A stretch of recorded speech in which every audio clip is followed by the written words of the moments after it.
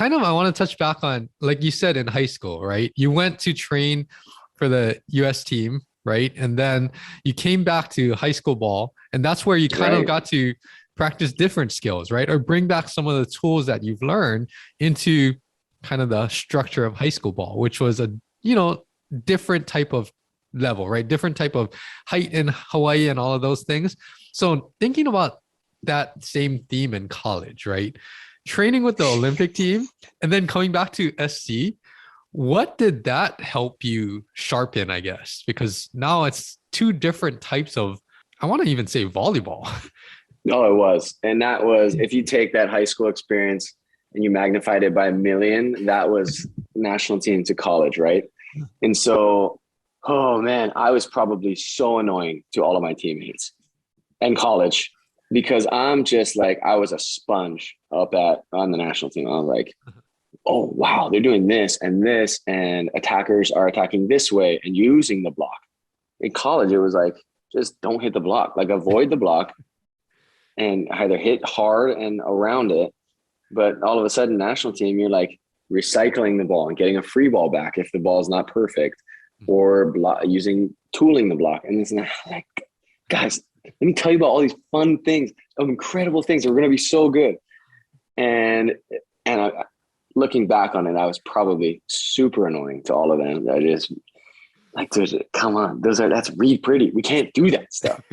And it's just like it was a different level, but at the same time, it was so exciting for me to be able to observe and learn and soak all of that stuff up and then try to apply it as best I could to some of my peers, but also to myself, right? Of just what did I learn? And then how can I apply that? And how does that apply to the context of college ball, right? You can't always apply it's not cookie cutter.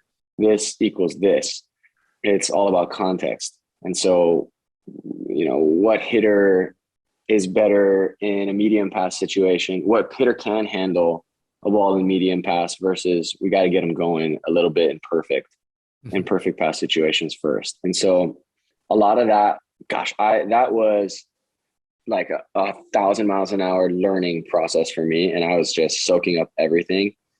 And I loved it. I absolutely loved learning about volleyball. I watch volleyball all the time. Mm-hmm. And I love observing and learning, and I'll never stop.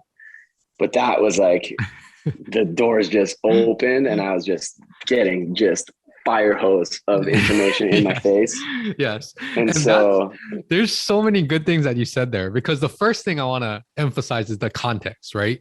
And this applies just to life. Like you can't grab something that works in one context and just expect it to work across the board, especially in sports. And you see this over and over and over again in sports, where you see something from the professional level trying to be applied to a college team, right?